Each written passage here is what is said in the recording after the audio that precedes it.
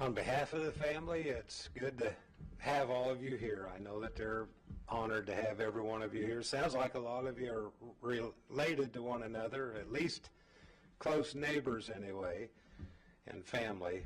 But this is a very difficult time. It sounds like Randy's passing was a shock and sudden, so my heart goes out to all of you.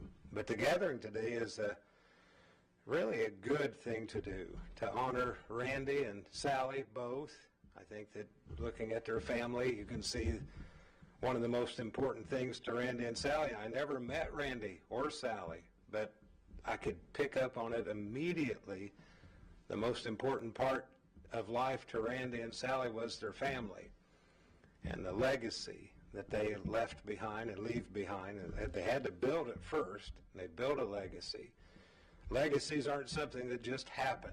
It's time and effort to build something that matters, something that will last. And it's just been delightful in the few minutes I've had to talk to Randy's children to see that indeed a legacy was begun. There's a heritage to carry on. And that's a blessing, especially in this day and age. It's good to have families that now work toward building the next generations. And time will tell, but it's a beautiful thing to see. Just hearing a little bit about Randy was stirring to me to hear how adventurous I think he was, and that he wasn't afraid for new challenges to move here and move there. And the children were telling me that they spent most of their time growing up in Arizona, and Jay mentioned that they loved horses, which I never thought about Arizona and horses, but of course I've seen Western movies and there's horses all over the place out there. So I imagine all you guys ride horses too, don't you? Some, but that's really good. But to have that adventurous spirit and then to move back to Indiana because of a desire to build another legacy, a farm, a beautiful sanctuary. And I think that just hearing why the sanctuary in Brown County was that he and Sally could spend their remaining years together and have quiet and peace and a beautiful surrounding. And I'm sure you'll hear more about those stories as the family gets up and tells a little history. I don't want to take too much time away from them because I'm interested in learning more about Randy myself. So I'll call upon several family members first to speak, and then after they have spoken and eulogized Randy, and by the way, eulogy means good speak, good words. After they speak well of Randy, then we'll open it up to all of you that wish to say something in honor of Randy, and perhaps Sally as well. I am moved by the fact that I understand when Sally was sick, how Randy just took care of her and looked after her. And what a comfort that would be to you children, to know that your dad cared that much for her. Says a lot about the man and the life that he lived. And I hope that we'll all honor him today as we hear memories concerning him. So first, the family wants Uncle Craig, Randy's brother, to come and speak. Thank you, Jim. Thank you. Again, obviously this is a very difficult time, and I can't express how much I appreciate everybody being here, and there's some folks that came from long distances to be here, and it means so much to the family, and I know Randy would be, very pleased with the turnout today, particularly in this weather. I'm going to keep this brief because it's going to be hard for me to get through this, but we're here to, have some good stories about Randy. He was just a wonderful man, had a wonderful family, and his kids, Amy, Jason, and Lauren. It's been with him this week, and we've helped each other get through this process, and I can't say enough about Randy. He was my big brother. He was 4 years older than I, and he always looked out for me. Like Jim said, he looked after Sally, and he looked after everyone in the family. He didn't speak and stay in touch very well, but if you needed something, he was always there. He always had your back. And today we're going to share some stories about Randy, and even I learned some things the last few days that I didn't know about him. So it's been very, very good. Like I said, Randy was a very unique person, and he was really bright, very smart. And you'll see a photo over there when he was about 8 years old in grade school. They do testing and psychological tests and so forth. And again, I'd encourage you to read the newspaper article over there. He was actually in the newspaper because he was determined to be a very, almost a genius, very smart, and made the paper from that information. And he was offered a special education and a gifted school, and the family decided that wasn't best for him. And I guess that was a good call. Later on, as I got older, and being around my big brother, I went to Mom and Dad one day and I go, "Mom, Dad, how come Randy got all the brains? You didn't leave much for me, So, and it always was that way. He was always, he was amazing, some of the things that he did. And like I said, I learned some things about his past business experience that I didn't know, and was really, really impressed, some of the things that he did. He had a very successful career in business and finance out in California, and then later on in Tucson.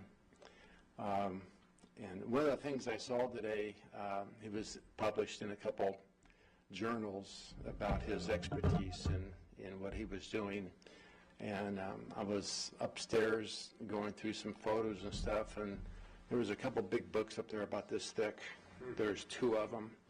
I go, "What's that?" He goes, "Well, those are some offerings that Randy wrote for clients to offer whatever particular financial deal was worth, real estate or stock or whatever, but pretty impressive stuff." So he had just a wonderful career.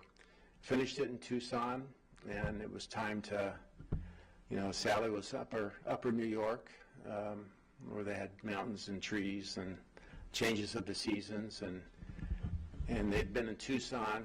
They moved there from L.A., and Randy had a special client in Tucson. He went down to Tucson for 20 years and finished that up and retired. And they go, "We're going to Nashville, go back home." And Nashville is, Brown County is like upper New York. It's got the trees and the weather, and that was their dream home.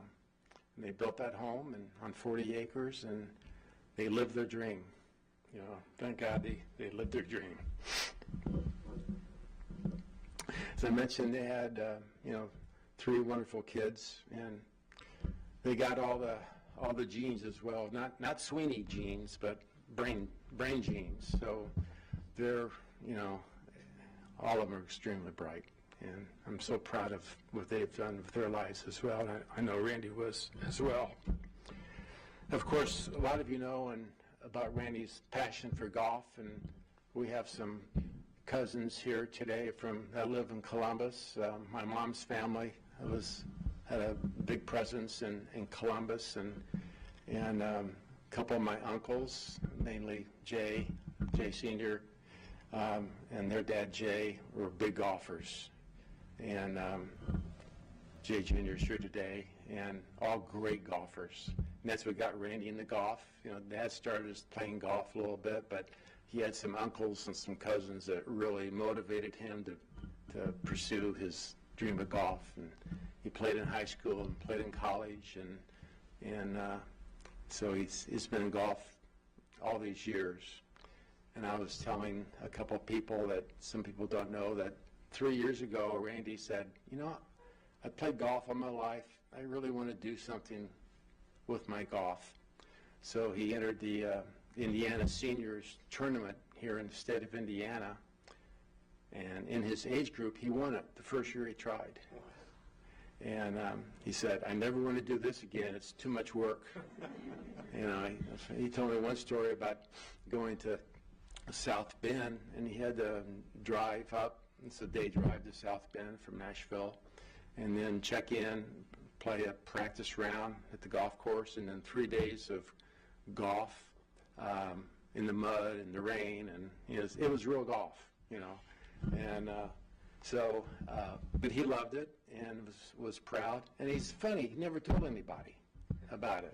So, he's just a very, very, very modest man. One of the things he did was kind of fun is that, I don't know, maybe 10, 12 years ago, he started the Druid Golf and Literary Society. And he had a bunch of guys from all over the country, Alaska, Chicago, Washington. They're all attorneys and bankruptcy judges that he worked with all over the country. So he'd invite them. He'd set up a trip. He would go to Sawgrass or Bandon Dunes or all over the place, down in Alabama Trail. And they'd go and set it up. And again, it's called the Druid Golf and Literary Society. And he made himself the Grand Poobah. And he laughed like that. Yeah, I'm the Grand Poobah. So we had some great trips. Really fun. I didn't make the cut every year, but he did let me caddy for him a couple times. So, no, it was some good times. Randy was a wonderful man, great father, but he did have one problem. He had one problem, and as even keel and calm as he seemed to be, he had a trait that he would explode occasionally. And you'll probably hear more about this later. But just one example,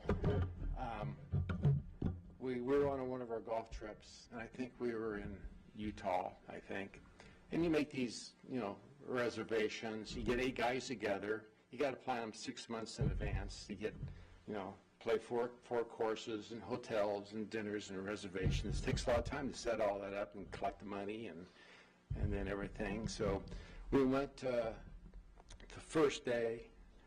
Actually, it was at St. George at Entrada Golf Course. I remember specifically because it was very cold, about 50 degrees. Anyway, we all walk in, and Randy's up front. There's 7 guys, including myself, behind Randy, just a couple steps. And Randy says, the Sandage group is here to check in. And the guy's checking and says, are you sure you made reservations? And he goes, yeah, I'm sure I made reservations. We don't have you down. The guy said, we don't have you down. And all 7, we're right behind Randy, and his vein went boop in his forehead, and all of us took step away. So at least we got on that day, and we were well taken care of. I can't repeat things that happened, but that was Randy. Calm, cool, smart, and but he had that side. He was very intense, could be very intense. So just in closing for myself, I don't want to take a lot of time. Like I said, he was my big brother.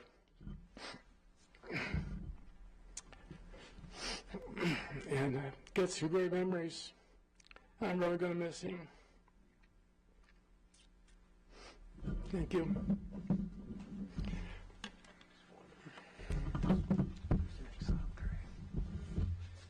Jay?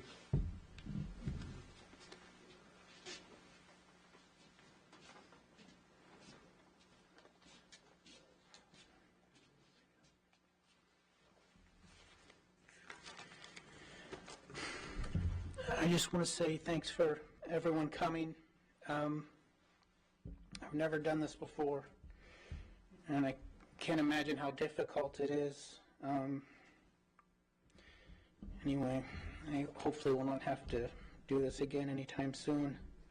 I do want to say that some of you we've seen quite recently. As you know, Mom passed away a few months back, and I'm sure Dad would agree to say that we really have to stop meeting like this. Over the past week, we've been reminiscing, crying, laughing. It's really been just a deluge of emotions, telling Dad's stories. And it wasn't until yesterday that I could think of any single anecdote that would probably be appropriate to share. There were so many of them amongst Dad, but as anyone who knew him, and I'm sure his Uncle Craig said, he was mercurial, and it procured many dry, sarcastic moments of cringe-filled hilarity, and that was, of course, uniquely Dad. What kind of dad was he? He was the dad that for Christmas he would get me a subscription to National Geographic instead of some Transformer or G.I. Joe. He had a keen intellect, prolific reader, and he loved education, and he was hyper-focused on education, not just for his kids, but for everyone. But anyway, when you're 10 years old, that's not quite the gift you're you're waiting for. But that was that. Some other things. Wow. We had a pool, and I was pretty young, and a gopher had drowned in it. And my dad took this opportunity to take the gopher out. He nailed it to a board, and he basically started to dissect it to teach anatomy. I know it seems shocking, and at the time I was like, wow. But my mom wasn't happy about that. But that was Dad. There was nothing weird about it. There was nothing forbidden. It was just information. It was just all interesting to him. And nothing was kind of off limits. I don't remember much of that, what he taught me. I do remember the smell quite specifically. Anyway, and I can say that he was also the kind of dad that coached my t-ball and my Little League many years in a row. There's a ball over there from 1984. I would have been probably 10. And it was signed by all the other players in the team, and that's the custom. He, not just about being like an example or a dad just to me, but about being one of those men who wants to help young people learn about the passion of things and, just help with instruction and teaching. He did that for many, many years. And, you don't always think about that, but you look at some of those photographs and there might be a dozen kids in it and maybe only 3 or 4 dads, and my dad was one of the dads in it. My dad had a peculiar interest for horror and science fiction. He loved it. He loved the movies, and he loved the books. He collected all the Hugo and Nebula winners, which goes to the top book of that year for science fiction. And there's a very particular subgenre of that is called cosmic horror. I'm telling you, that was his obsession. And I know it seems probably a bit odd, but from a young age I was indoctrinated. I remember, probably forcing me to watch Alien or 2001: A Space Odyssey. And you're probably thinking, wow, that's a lot for a 10-year-old. And it was. It was a lot for a 10-year-old. it hadn't been the same since, Dad, so thanks for that. Yeah, he used to say, anytime he would, I think he was so just wanted to share stuff like that, that was probably way above my head. And anytime I'd be like, I don't know what I'm watching, he would just say, I was too young to appreciate it. Maybe I was. So anyway, my dad was probably a self-described, he would say like a pragmatist. He was probably about as religious as a bag of Skittles. He used to say to me, if you can't see it, weigh it, or measure it, it doesn't exist. That was just one of the many adages that Dad would kind of drill into me at a young age. But that was him, that's just who he was. The one story that I can think about that I think is appropriate, it goes to when I was in Little League, and I don't remember a lot of the details, but I do kind of remember the lesson. I felt I didn't have a good game, I guess, and I remember being upset and crying to him and feeling bad about it. And when you're that age, you're maybe not really aware of what's going on around you, and I hadn't been aware of the score. And I was like, hey, Dad, I didn't do well, I struck out or whatever. And he said, did you see what the score was? And I said, yeah, this was the score, and we had won by a single point. And he said, do you remember how many runs you scored? And I said, yeah, I scored 1 run. And that was that. That just clicked. But I remember thinking later, it's hard at the time, but in retrospect, just with him, you can't always hit the home run. You shouldn't hit the home run. That's not how it works. But you have to show up. You have to practice. You have to work hard. You have to put yourself out there. And you have to be kind of part of the team. And when you do that, I think you make yourself part of something bigger. And I think Dad felt that part of the diligence of life was putting yourself in a position to be successful or to get that break. Anyway, he worked very, very hard.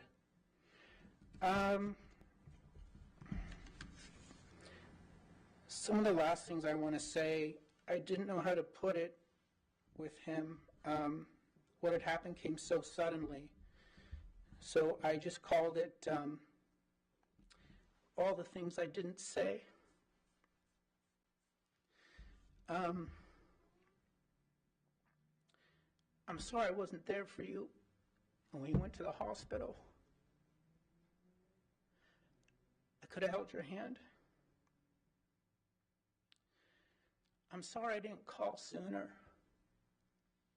You were visiting with Amy and the boys, and I wanted you to feel that visit. I didn't want to be disruptive. We used to talk every couple of weeks. It was late, about a week. I just wanted you to spend as much time as you could with them. I wanted to say nice job on the mini crossword. Your times are getting a lot better. And your last Wordle score, we used to share Wordle scores every day. He beat me. If he had 4 out of 6, I was 6 out of 6. I just made it. That was the last Wordle score I got from him. That was Tuesday. And a few hours later, I knew that there would not be a Wednesday score. So, good job, Dad. You got me in that one. The next part is just, I call it all the things I did say. I told you I loved you 1,000 times. I know you heard me. You were going to move to Michigan to be close to Lauren, Mike, Emily, and Riley. You said you'd send me a ticket in the spring. I told you I'd make time for that. I got your back, Dad.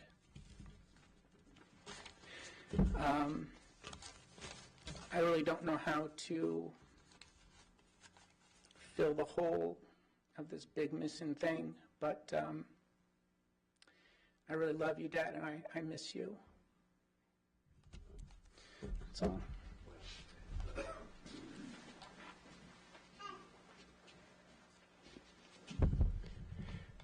Amy?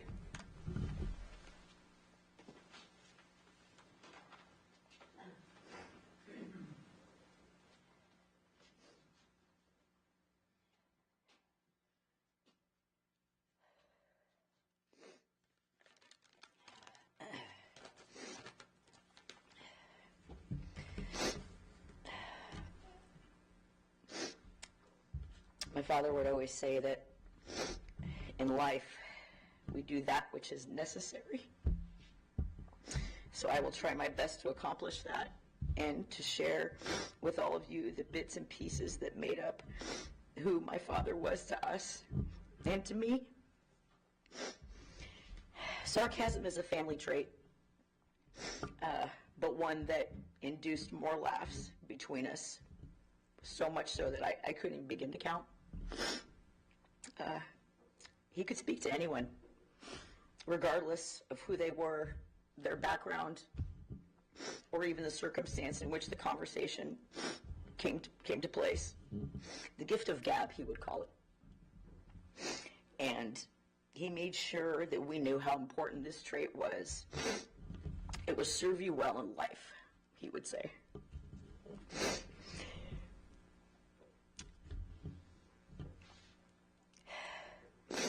He was always making sure that we were constantly increasing our vocabulary.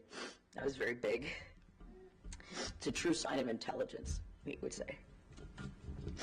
Educating us in all the ways he thought would make us better people, stronger, and basically able to handle anything that came before us. Of course, it wasn't always done in the best way. But you always knew that his intent was pure and that he truly believed in what he was sharing with you, that it was for your benefit. If it was a principle that he believed in, whether you agreed with it or not, you weren't going to change his mind. And believe me, there were plenty of times that our perspectives did not match. But I always admired that about my father. You were not going to dissuade him in any way. Growing up, he taught me how to shoot guns and gun safety, and we'd go out to the desert and unload rounds or go to the target range, and I loved that. It was that time we got to share together. Going out to the desert on 4th of July and setting off fireworks, often illegal fireworks. And he was always proud of the fact that he had gotten a hold of those, but, don't tell your mother. He taught me cards at a very young age. Started with crazy eights, and then it went to gin, and then cribbage, then eventually poker. And he actually came out in my 20s and played with me and a bunch of my poker friends, and I was out at 1 a.m. My dad played till 4 o'clock in the morning. Cleaned them all out. I have lots of memories of Saturdays at the movies. Of course, 90% of the time, he'd barely make it through it. He'd wake up about when the credits were rolling. But we loved that, and stopping at the magic shop after, buying whatever they had, fake vomit, fake bird shit, whatever. And what he didn't realize is that later on, we would put said items, on his car windshield, and he would come out and he would be so infuriated that his beautiful Jaguar had been, tainted in any way. And then he'd realize that it, was us. And he'd laugh and he'd say, okay, you got me. You got me.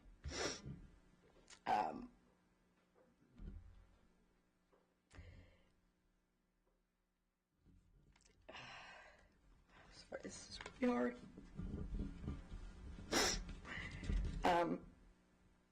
every Christmas, my dad worked really, really hard. And every Christmas, he would buy us way more than we needed, way more than a lot of kids had. But after, he would always say, I wish I could have given you more. I wish I could have given you more. And I just hope he knows how grateful we really were. And that it was always enough. It was always enough. And more than we really ever needed. My father's work ethic was second to none. He worked so hard his entire life. As other people have mentioned, finance was literally in his soul. I think he was like born to do finance. He lived and he breathed it, and eventually, he retired from his own company that he built and ran. And not many people can say that. One of the greatest things my father gave me was a second mother. And my beautiful, brilliant sister, Lauren,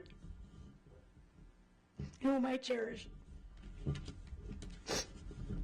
His anecdotes and stories as we grew up have been swirling in my mind this past week.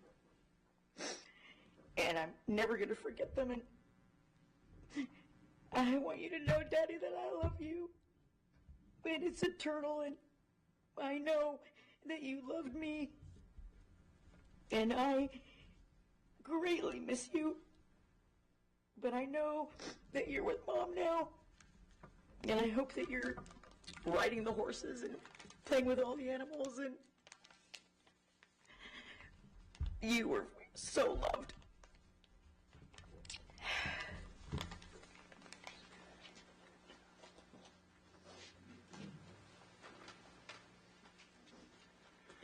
Lauren?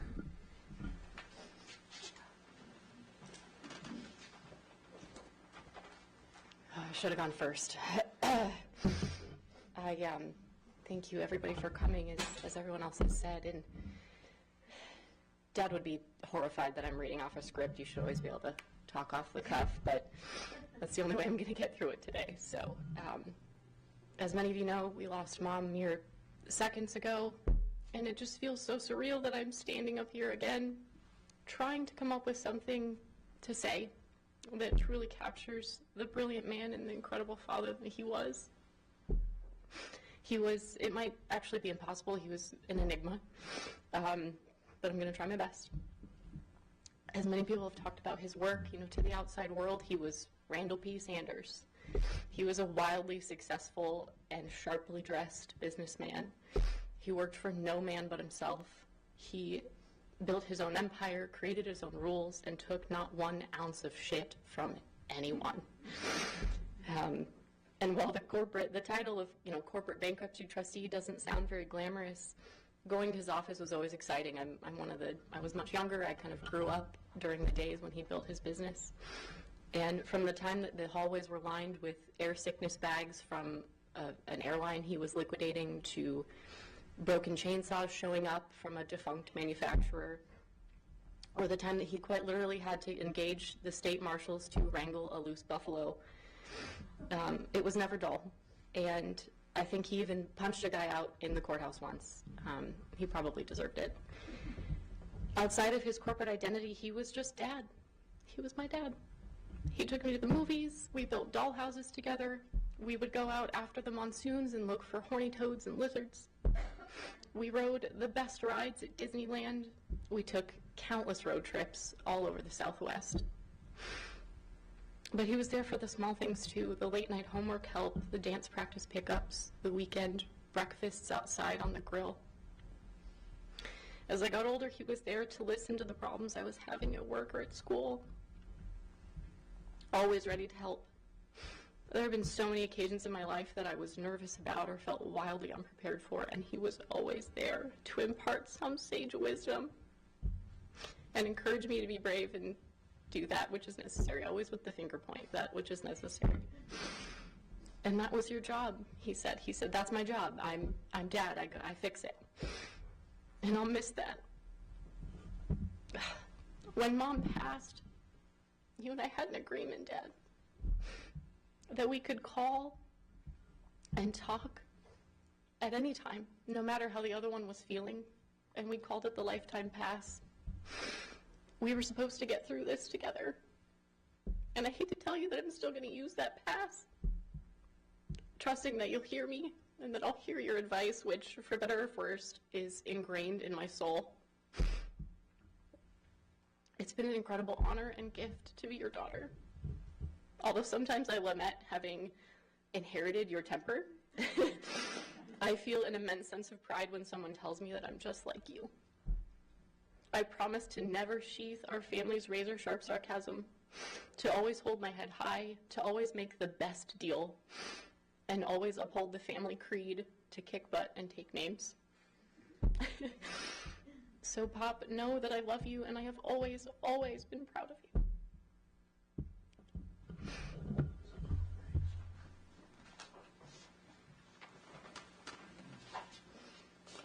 It's very good to hear from the family. And they have asked that Steve would say something, this family friend.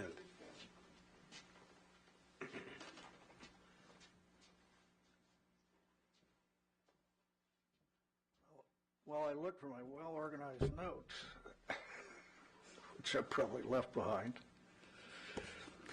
Randy and I have known each other a long time. I just turned 80. Randy was just 2 months shy of turning 80. We first met in high school at about age 14, east side of Indianapolis. Randy played golf. I tried to play golf, but I couldn't master the art of golf. I had anger management problems with golf. But we did have cribbage together. And boy, did we, to a large degree, that kept us in contact with one another. I pretty much stayed local, settled in Brown County, had a business here in Columbus. Randy was always visiting or coming back to visit his family. So we kept in touch. In the early years, Southern California, then all the years in Tucson, they started contemplating or thinking ahead about retirement. And they had visited our place in Brown County several times. And at some point, they just started liking the idea of buying land and moving to Brown County, leaving, a somewhat big-time life behind them. But they first bought their property in 1999, and then by 2012, they had made the move, but in anticipation, a lot of Randy's work, particularly the bankruptcy work, he was working at a very high level, but he also was working with a number of people that were not happy. And to some degree disagreeable. So in anticipation of retirement, Randy said, I'm going to leave all this behind. I want to surround the property with concertina wire, and I've got a couple guns, so I don't want anybody to bother me. Well, you know what? For the last 14 years, that's pretty much the lifestyle he carved for himself. Found a great golf course and great golf buddies. I know that meant a lot to him. We kept up. We just lived 15 minutes apart. So in these last 14 years, we kept up a lot. For quite a while, we were having a Thursday afternoon cribbage match. As our lives got a little more complicated and demanding, not so regular in the last couple of years, but in 14 years, we played over 2,000 cribbage matches. He would get aggravated by not chalking up on the winning column. And well, we joked about his somewhat irreverent attitude about organized religion, and so I would get back at him later about he'd lose 2 or 3 games in an afternoon, and And I'd say, Randy, God wasn't looking down on you today, was he? How many goddammits did you say this morning? That got him pretty good.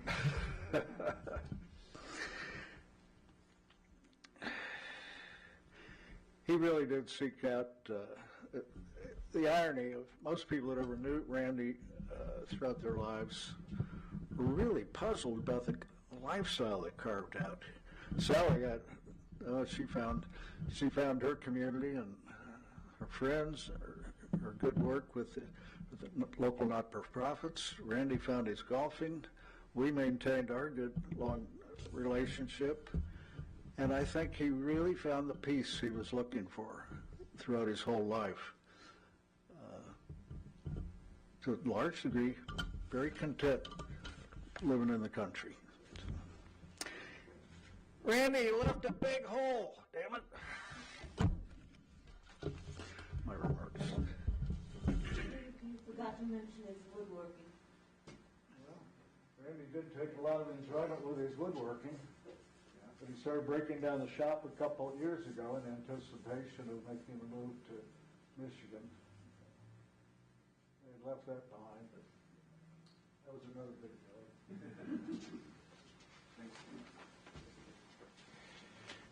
You still want to open it up to friends to say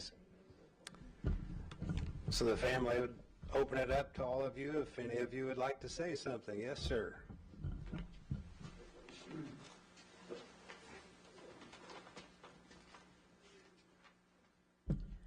Well, I'm Jim Paris, and Randy Sanders is my friend.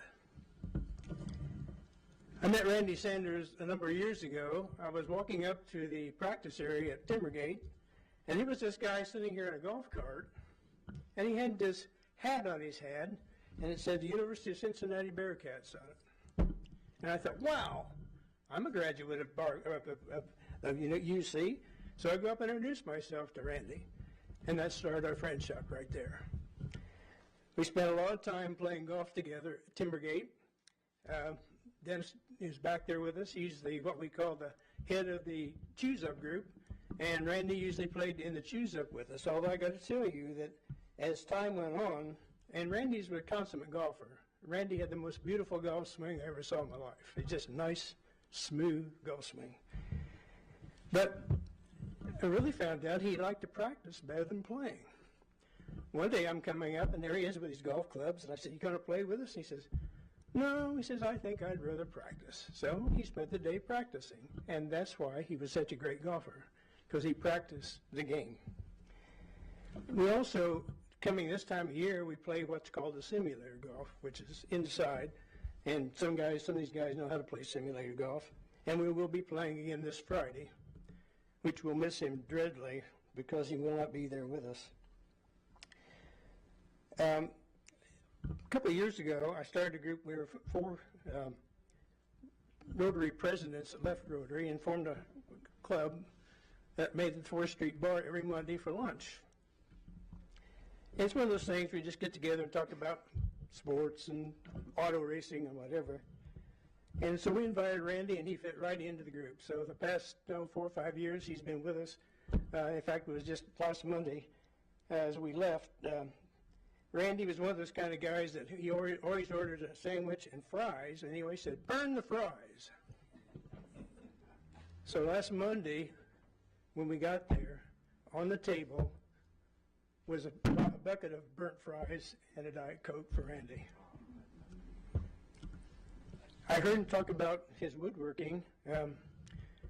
Randy was the consummate woodworker. He built beautiful furniture, and one of the things he liked the most was he liked Frank Lloyd Wright's stained glass windows, and he would duplicate stained glass windows in exotic woods. And I'm proud to say I have one of those hanging in my den now that he built for me. He talked about Wordle. Every morning my thing would ding, and Randy and I were Wordle warriors too. We had a good time doing that, and we're going to miss him. So this Friday, when we get together for golf, we're all going to say, Randy, we miss you. Rest in peace, dear friend.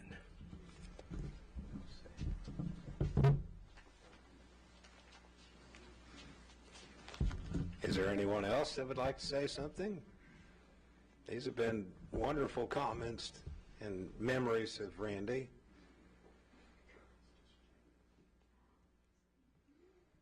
Anyone? Well, it's been a pleasure to be with you today and to learn a little bit about a great man. And I can see that in all of you, the courage and boldness that it takes to stand and speak. But to honor your father is, and your mother, is a great, great blessing to all of us. And it's good for society to see families that are sticking together and moving forward, handing down the legacy. Hand down the legacy to your friends. And the things that you saw and loved in Randy, emulate those and show others that kind of strength and courage and joy and adventurous spirit. We need that. And as a minister of the gospel, I do want to encourage you to remember this one thing: the Lord is near the brokenhearted. And he's just one prayer away. It's been good to be with you today, and it's my honor to serve you. God bless you. And I think that Chris will be in just a minute, but I'd like to greet all of you on